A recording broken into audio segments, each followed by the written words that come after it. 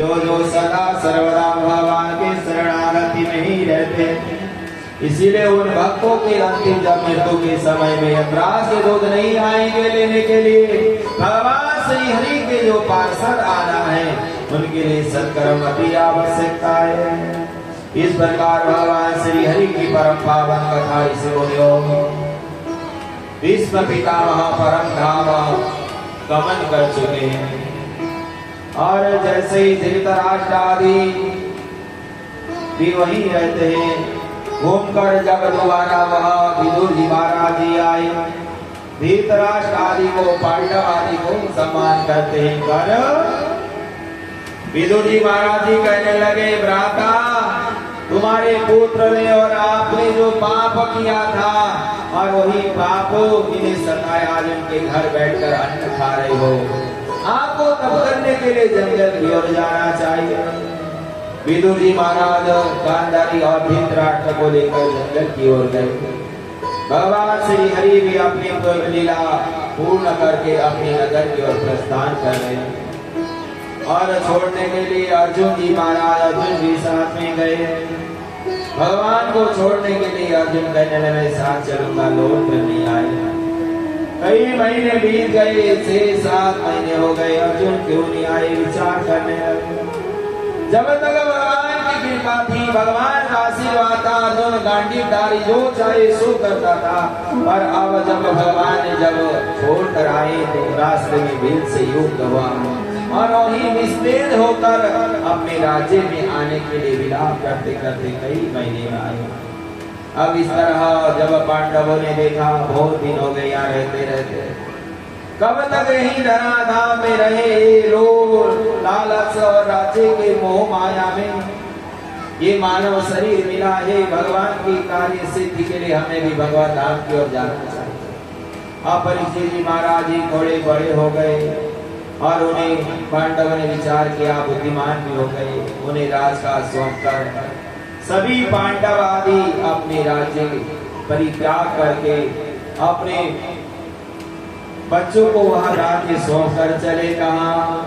वहां स्वर्गारोहण करते हुए, जहाँ स्वर्गारोहण बद्रिका धाम आश्रम के आगे जाकर जहाँ सरस्वती नदी है, जहाँ सरस्वती नदी और वहाँ सरस्वती माता का मंदिर भी है, और वहीं वेदव्यास जी महाराज जी की गुफा और गणेश गुफा भी वहीं विराजमान है। आज भी वर्तमान में आप दर्शन कर सकते हो स्थान का, और उसे सामने से रास्ता स्वर्गारोहण की, और जब वहाँ सभी पांडव भाई पांचों और सपरिकर सभी परिवार के सदस्य गए हैं।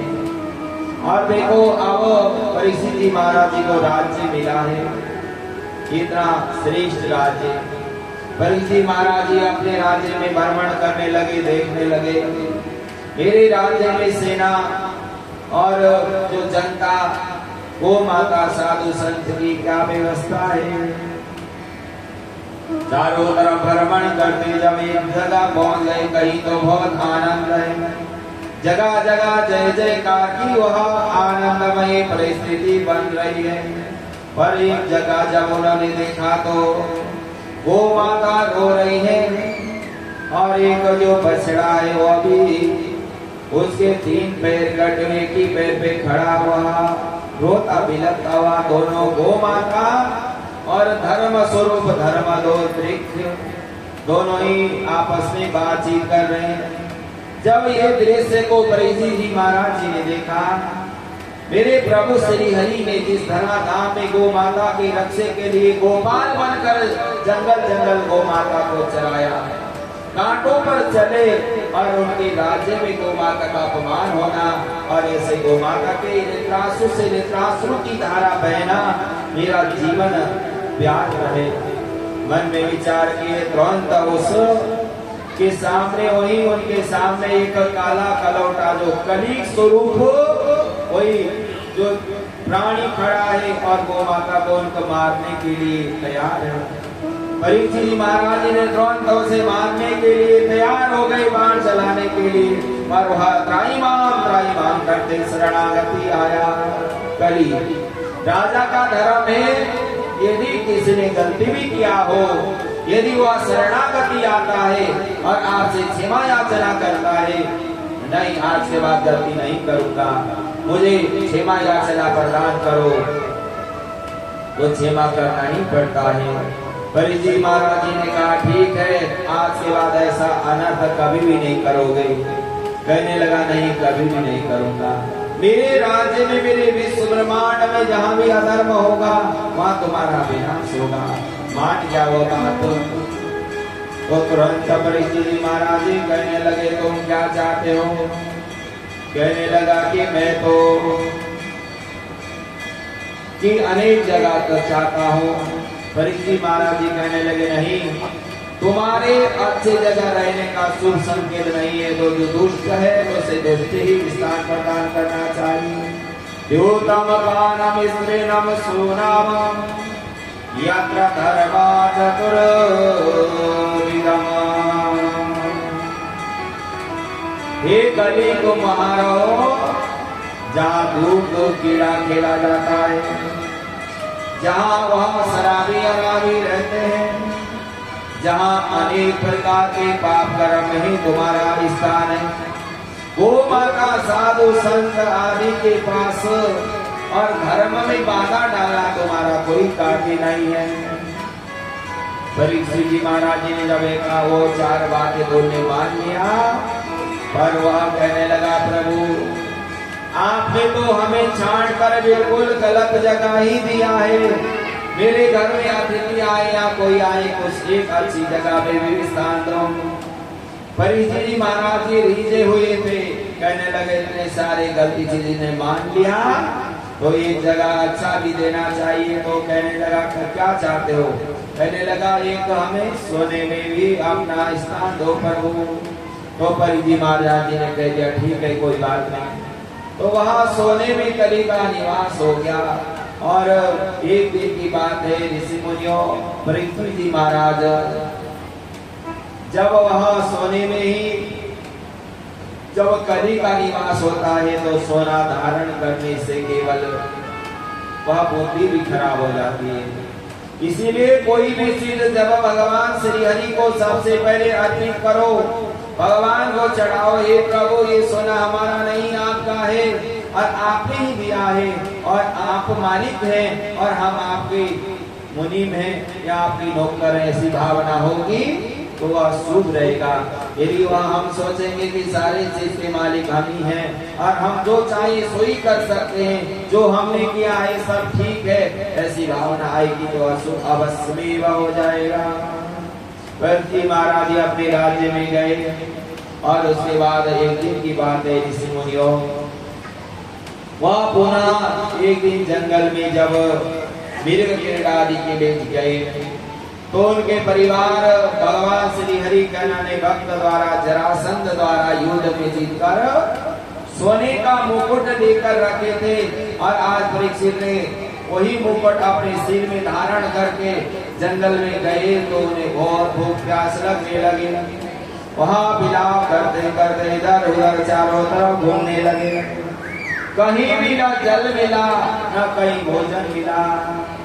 भूख और प्यास से व्याकुल होकर परीक्षित महाराज जी समीप ऋषि की कुटिया में पहुंच गए, कौशिक ऋषि। पर वहां उस समय महात्मा श्री कौशिक महाराज तप कर रहे हैं, अपने ध्यान समाधि में एकदम लीन है। वहां चाहे राजा हो चाहे महाराजा हो उन्हें कुछ पता ही नहीं चला। अब राजा ने सोचा कि यह महात्मा होकर मेरे को देखकर इन्होंने आंख बंद कर दिया, ऐसे महात्माओं का तो दंड लेना चाहिए। मन में विचार आया, वहीं दूर एक मरा हुआ सांप पड़ा था, उस सांप को डंडे से उठाकर जो महात्मा भगवान के लीलाओं में एकदम समाये हुए हैं और उनके गले में मरा सांप डाल दिया। और जैसे ही गले में मरा सांप डाल दिया, बेटे ने देखा उनके पुत्र श्रृंगी ऋषि ने, जब ये बात सुनो किसी पिता के जो पूजा कर रहे हैं और उनके गले में कोई मरा सांप डाल देगा, बेटे को कष्ट होगा या नहीं। उनके बेटे ने तुरंत देख लिया कि जिसने भी ये सांप डाला है मेरे पिता के गले में उसे अवश्य में वह श्राप देना चाहिए। तुरंत उन्होंने श्रृंगी ऋषि ने गंगा जी से जल ले लिया और संकल्प किया, जिसने भी मेरे पिता के गले में बड़ा सांप डाला है और आज से 7 दिवस उसकी मृत्यु अवश्य में होगी। संकल्प पढ़ने लगे। ओ सत्यानामश्रेया भागवज्रम विवारसः। तुरंत संकल्प में क्या कहते हैं? इति लंघित मर्यादा तक्षकः सप्तमे यानी तदक्षति स्मकुलंकारा सोदितो मे तदध्रुवम्। बच्चे ने संकल्प पढ़ दिया और कंठ रोने लगा कि मेरे पिताजी को ऐसा अशुभ किसने किया है। जब परीक्षित जी को श्राप लगा और जब समीक ऋषि वहां अपनी समाधि से जग गए, देखने लगे मेरे गले में सांप किसने डाला। बच्चे ने कहा पिताजी कोई राजा आया था उसने डाल दिया। पता चला कि वो परीक्षित जी महाराज जी थे। बेटा तुमने बहुत बड़ा अनर्थ किया है। जिस राजा को भगवान ने मां के गर्भ में रक्षा की और वो राजा धर्मात्मा राजा, आज उनकी बुद्धि पता नहीं क्यों खराब हो गई। तुमने श्राप दिया, बहुत अनर्थ हुआ। अब वो श्राप दे दिया गया, वो श्राप तो रोका नहीं जा सकता। राजा ने क्या किया कि अपने राज्य में गए। राजा भी बड़े धर्मात्मा है परीक्षित जी महाराज। पता चला मरना तो है ही है, पर पुण्य कभी सद्मार्ग का अनुसरण बाकी मरो। अपने राज्य में गए, अपने राज्य का परित्याग कर दिया, बेटे को राज्य दे दिया, तुम संभालो, हम अपनी मृत्यु को सुधारने के लिए गंगा किनारे जा रहे हैं। तुरंत चल पड़े, गंगा किनारे चले गए। गंगा किनारे जाकर बैठ गए और कहने लगे हे प्रभु, मरना तो हर मानव को है, सब मरेंगे, पर मृत्यु कैसे सुधरेगी। उनके मन में भावना आई। कहने लगे म्रियमाण मनुष्य किम कर्तव्यम्। देखो परीक्षित जी का प्रश्न केवल अपने लिए नहीं है, सभी के लिए है। म्रियमाण मनुष्य किम कर्तव्यम्। मरने वाले केवल परीक्षित नहीं है, सारे धराधाम में जो आएगा सो मरना तो पड़ेगा ही। इसीलिए प्रश्न बहुत अच्छा है, जग कल्याणार्थ है, इसीलिए इसकी आज तक गान किया जाता है। देखो केवल मैं अपने स्वार्थ की बात करूं तो वहां बात संसार में लागू नहीं होती, पर जग कल्याण की बात होती है तो उसे अवश्य लागू किया जाता है। म्रियमाण किम कर्तव्यम्। गंगा किनारे बैठे हैं बड़े बड़े ऋषि मुनि महात्मा वहां आए हैं, और बड़े बड़े ऋषि मुनि महात्मा जी जैसे आए तो बार बार वहां प्रार्थना करने लगे, हे प्रभु मेरा कल्याण कैसे होगा और मुझे यह दलदल में कैसे बचाया जाएगा। तुरंत भगवान श्री हरि के चरणों में प्रार्थना करते हुए कहने लगे। ऋषि मुनि महात्मा आए, कौन कौन? तत्र भगवत भगवान व्यासपुत्रो यक्षस्य गमानमानो अनपेक्ष्याय अलक्षलिंगो निजलावतुष्टो विरितस्य बालैरवधूतवेषा।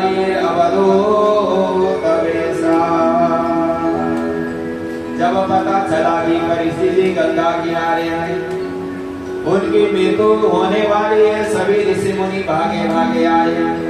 कौन कौन ऋषि मुनि आए? अत्र वसिष्ठ समनस्य सरदानैव स्थानेन भृगो व्यास पराशरोगादिसुतो अतरामात्य इंद्रोपमेते अवायम। सभी ऋषि मुनि आए, सभी के सामने परीक्षित जी ने कहा म्रियमाण मनुष्य किम कर्तव्यम्। कोई जवाब नहीं दे पा रहे हैं। जहाँ सुखदेव जी के पिताजी श्री वेद व्यास जी भी वही है, दादाजी पराशर ऋषि भी वही है, पर कोई जब जवाब नहीं दे पा रहे। तो फिर पुनः श्री हरि के अनन्य भक्त परीक्षित जी महाराज जी कहने लगे, प्रभु आप ही आओ, आप आकर हमें बता दो कैसे हमारी मृत्यु सुधारी जाएगी। चले आओ, चले आओ, तुम्हें अपनी सुनानी है। चले आओ, चले आओ, तुम्हें अपनी सुनानी है।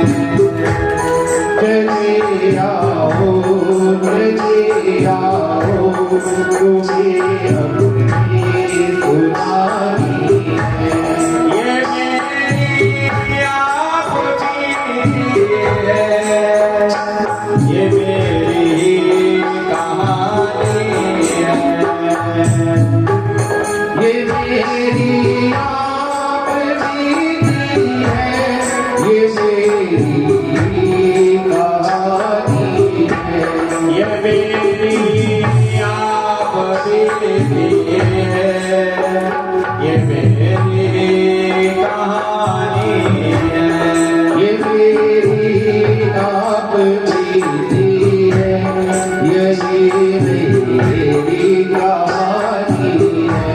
चले आओ, चले आओ, तुम्हें अपनी सुनानी है।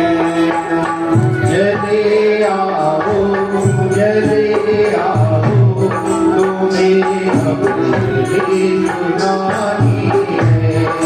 हरि तुम मेरी चाहत हो, किसी से हमको क्या लेना। हरि तुम मेरी चाहत हो, किसी से अब क्या लेना। करियो फिर दुनिया में, हमें तुमसे निभानी है। करे तो एक दुनिया की, हमें तुमसे निभानी है। चले आओ, चले आओ, तुम्हें अपनी सुनानी है। चले आओ, चले आओ, तुम्हें अपनी सुनानी है। दोनों हाथों से ताली बजाते हुए जितने बाहर बैठे हैं और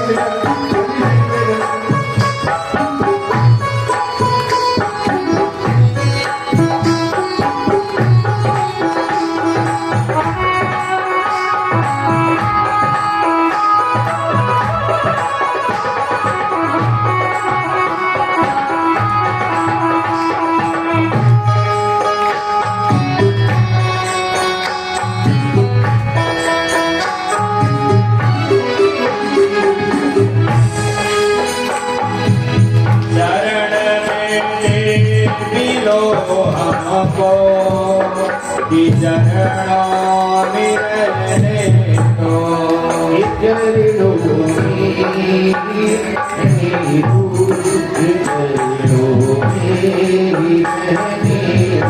शरण में ले दो हमको कि चरणों में रहने दो।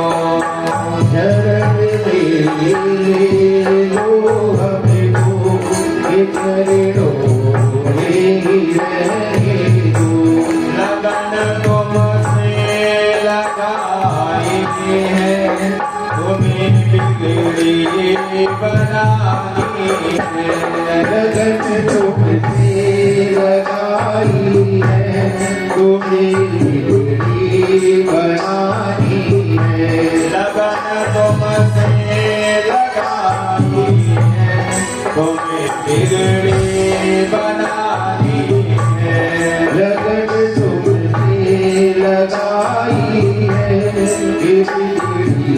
तुम्हें बनानी है।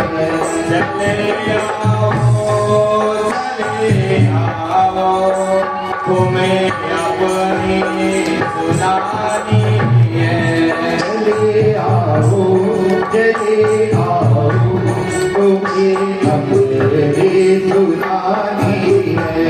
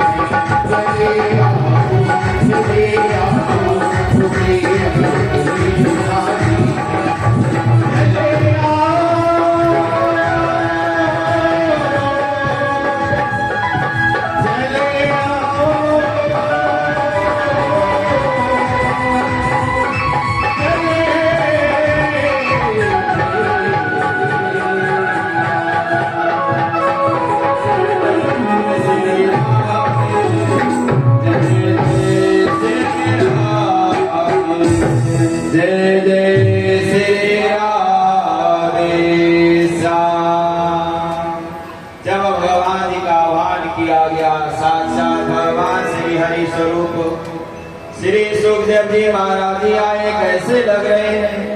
तत्र भगवता भगवान व्यास पुत्रो यादृश्यतां मानवरपेक्षयायम्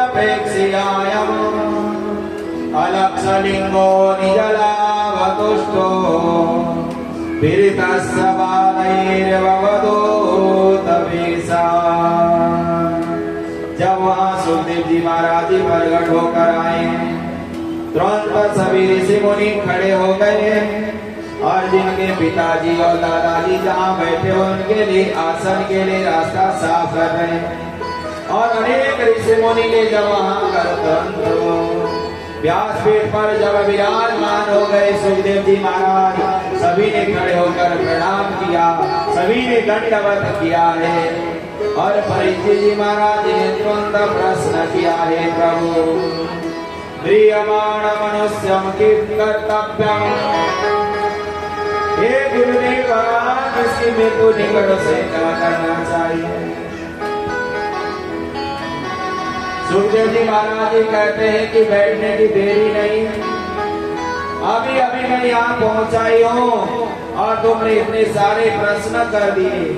कोई अतिथि या गुरुजन जब आए पहले आसन दो, उनके चरणों में धुलाओ, चाय पानी या जो भी जल प्रसादी उन्हें खिलाओ, उसके बाद ही प्रश्न करना चाहिए।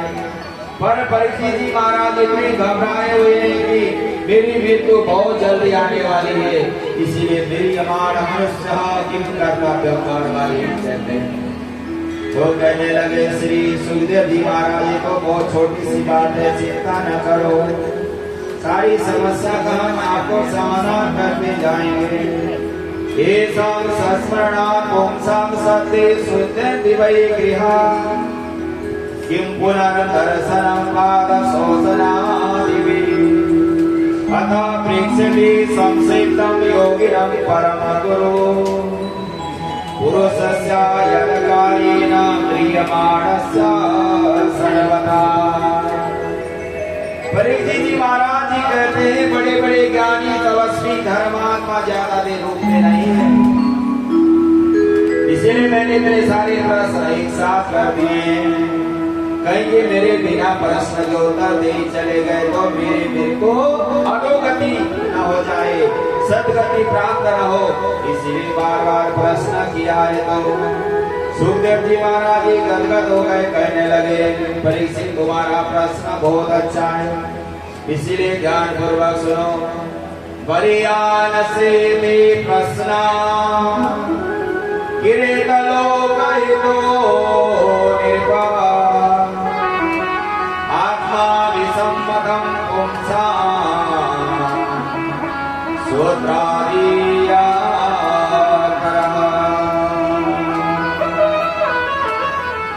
परीक्षित जी जो तुम्हारे अंतरात्मा में है, तुम जिस जिसका भोजन करोगे वही डकार आएगी, वही तुम्हारे उसी प्रकार की खुशबू या बदबू आएगी। जो अचरक आदि का ग्रहण करेगा उसके मुंह से आनंद और खुशबू आएगी। यदि किसी ने गलत चीज का ग्रहण किया है उसी प्रकार की बदबू आएगी। इसीलिए तुम्हारे मन में भगवान के प्रति रुचि है, श्रद्धा है और विश्वास है, तो चिंता न करो, ही मैं तुम्हें प्रश्न का उत्तर दूंगा।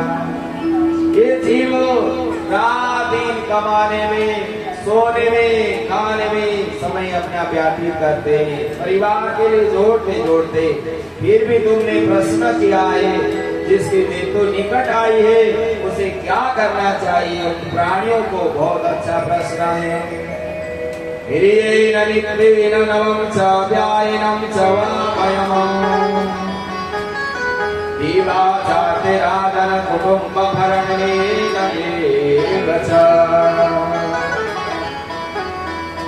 हे परीक्षित तस्मात् भारत सर्वात्मा भवानीश्वरो हरिः स्वर्गं कीर्तितव्यस्य स्मरतव्यक्षता भयम्।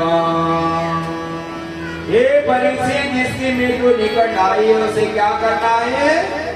सबसे पहले भगवान की कथा को सुनो और भगवान की कथा को जीवन में उतारो और उनका बार बार चिंतन करो। उसके लिए सूत्र बताए गए। सबसे पहला सूत्र है सुरतव्यम कीर्तितव्यस्य स्मरतव्यक्षता भयम्। खूब सुनो, खूब मनन करो, बार बार जब चिंतन करोगे तब ही कर्म की कृपा होगी, नहीं तो होने की नहीं। जब इधर सुनोगे इधर निकल जाएगी। इसीलिए भगवान की बार बार बाबा तुलसीदास जी यही कहते हैं, 60 मन मैं कथा लिखने की बैठा हूँ, सुनने के लिए बैठा हूँ, पर मन तो कब कहीं चला जाता है, कहीं कहीं चला जाता है। इसीलिए 60 मन भगवान के चरणों में प्रति और भगवान के चरणों में प्रेम रख, तभी कल्याण होगा, नहीं तो कभी भी नहीं होनेगा। अस प्रभु दीन बंधु हरि कारण दया तुलसीदास सठबी भज छाड़ी कपट जन जा।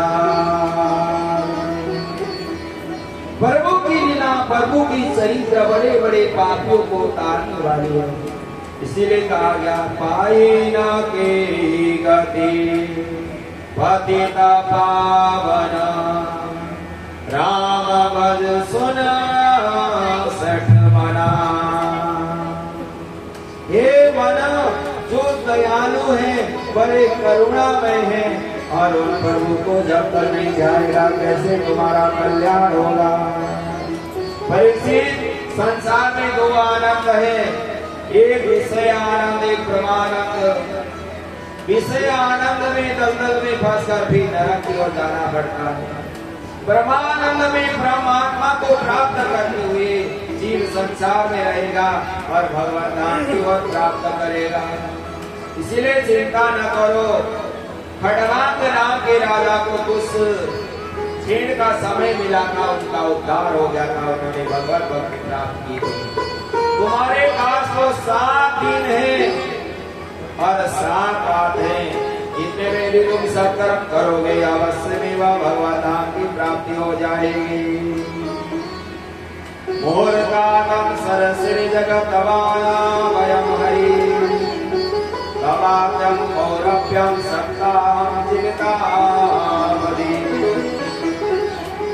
यदि जो अपना कल्याण करना चाहता है, अपनी सारी संसार की मोह माया को त्याग कर यदि भगवान की शरणागति आएगा, वो क्षण में भी उसका उद्धार होगा। पर वो केवल दिखाने के लिए मन कहीं कर्म कहीं और विचार कुछ और, उसका उद्धार नहीं हो सकता। इसलिए ध्यान रखो। सबसे पहले क्या करना है? जितासनो जित श्वासो जित संगो जित इंद्रिया। परीक्षित, सबसे पहले अपने आसन की सिद्धि करो। जहां भी बैठोगे आसन ऐसा सिद्ध होना चाहिए, आपके शरीर में दर्द न हो और आपका मन इधर उधर न लगे, केवल भगवान में लगे। इसलिए पहला प्रश्न है जितासनो जित श्वासो। अपने प्राणायाम के द्वारा शरीर को, सांस को खींचते हुए प्राणायाम करो, जिससे कि वह अनेक प्रकार की जो कष्ट आदियों से दूर करते हुए अपने मन को प्रभु के बिताओ। दूसरे नंबर और तीसरे नंबर में कहते हैं जित संगो। अपने गलत संग का परित्याग करके अच्छे लोगों की संगति करो। जितेंद्रिय। उसके बाद वो मन जब चारों तरफ भटकता ही रहता है, मन को जीत कर भगवान की शरण में और चरण में और रति और गति और मति प्रदान करो, तभी जाकर तुम्हारा यहाँ कल्याण होगा। स्तुले भगवतो रूपे मना संदार दिया।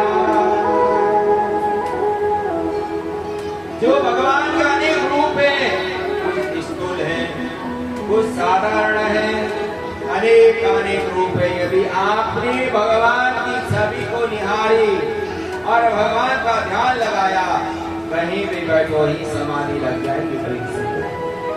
यह भगवान के अनंत रूपों का ध्यान करते हुए और यह आनंद जीवन यापन करो। भगवान श्री हरि के अनंत लीलाओं का वर्णन करते हुए कहते हैं परीक्षित, ये धरा धाम भगवान ने अनेक बनाई है। पृथ्वी की रचना प्रभु ने देखो कैसे की है। पहाड़ों के ऊपर भी फल जल आदि हर जगह प्रभु की व्यवस्था के द्वारा बनी हुई है। और यदि जीव जंतु जंगली प्राण भी भूखे न मरे, उनके रहने की व्यवस्था और खाने पीने की व्यवस्था कौन बना रहा है? ये सब प्रभु ही बना रहे हैं। और देखो भगवान की कृपा, गर्मी में भगवान ज्यादा नीचे आ जाए तो यह धराधाम सारी जलकर समापत्ति हो सकती है। यह संतुलन कौन बनाता है? रात्रि में सोने के लिए जो गृहस्थियों के लिए रात्रि बनाए हैं, महात्मा साधु संतों के तप के लिए रात्रि बनाई है, और दिन में प्रातः सूर्य उदय होकर पूरा दिन गृहस्थ अपना कार्य करने के लिए दिन बनाए हैं। ये दिन रात और सारी संसार की व्यवस्था बनाने वाला कौन है? ये प्रभु है परीक्षित। ये प्रभु की कृपा से ही सर्व काम हो रहा है। अकामो सर्वकामो मोक्षं च उदारवीर्या तीव्रेण भक्ति योगेन योजनं कुरु समापरम्।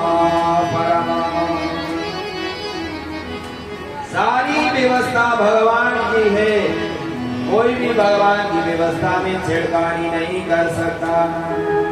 इसीलिए भगवान ने मानव को ज्ञान दिया है, बुद्धि विवेक दिया है, फिर भी यदि उसका प्रयोग न करके वहाँ जानवरों की तरह जिएगा, भी नरक अवश्य में बजाएगा। इसलिए ध्यान रखो, राम नाम नहीं हृदय धरा,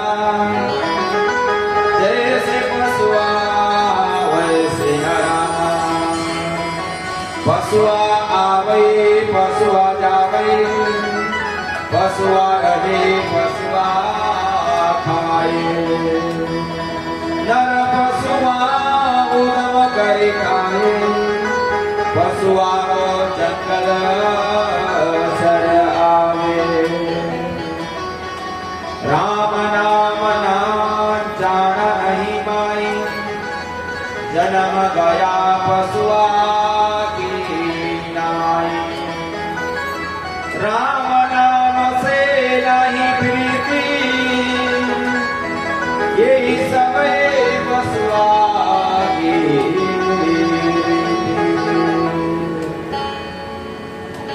ये परीक्षित, यदि जो राम नाम से रति और गति जिसकी न हो वह पशु के ही समान है। इसीलिए जो कितना भी धनवान हो, कितना भी ज्ञानवान हो, कितना भी महापंडित हो, कितना बड़ा संसारी गृहस्थ भी हो, यदि उसकी गति और मति भगवान के शरणागति न हो तो वह सब व्यर्थ है। इसीलिए संसार में श्रीमन नारायण श्री हरि ने ही सारी व्यवस्था की और भगवान श्री हरि के नाभि कमल से ब्रह्मा जी को भी भगवान ने ही पैदा किया और ब्रह्मा जी को ही जो भी व्यवस्था है बनाने की आज्ञा और बने हुए भी भगवान श्री हरि है। भगवान जी परम गोपनीय, परम पवित्र, परम आनंदमय जितनी लीला है उनका मनन खूब करो, चिंतन करो, जीवन में तारो। ज्ञानम परम गुह्यम यद ज्ञान समन्वितम् सरस्य तरंगं च गृहाणामृतम् मया। इस प्रकार भगवान श्री हरि की जब गुणगान गाओगे, न जाने कौन से गुण पर गुण निधि रिझ जाए, कुछ पता ही नहीं। भगवान तो कहते परीक्षित, मैं प्रेम का भूखा हूँ, मैं प्रेम ही एक सार है। प्रेम से मुझको भजो तो भव से बेड़ा पार है। यदि भगवान को कोई विशेष पदार्थ की आवश्यकता नहीं है, यदि कोई भक्त अपने प्रेम श्रद्धा पूर्वक एक पुष्प हो, यदि पुष्प भी न हो, पुष्प पत्ता भी हो, यदि पुष्प का पत्ता भी न हो, मन से मानसिक पूजन यदि अर्पित करता है परीक्षित, भगवान उसे भी अपना लेते हैं। पर तुम्हारी भावना पवित्र होना चाहिए, भगवान के चरणों में रति होनी चाहिए। इस प्रकार भगवान श्री हरि के परम पावन कथा कहते हैं, नीत वेद परमार्थ स्वार्थ ओ न राम समझान जखाओ। ऐसे प्रभु की लीला और ऐसे प्रभु की कामना परीक्षित जो जिस भावना से जो गाएगा वही जीवन में प्राप्त करेगा। इसीलिए भगवान श्री हरि की आज की कथा का यही विश्राम, कल समय में आए और कल की कथा यहाँ से आगे की कथा श्रवण कराई जाएगी। सभी मिलकर भगवान श्री हरि के चरणों में हाजिरी लगाते वंदन और उसके बाद आरती प्रसाद पाने के बाद ही जाना। सभी मिलकर भगवान श्री से प्रार्थना करें। जय जय श्री राम।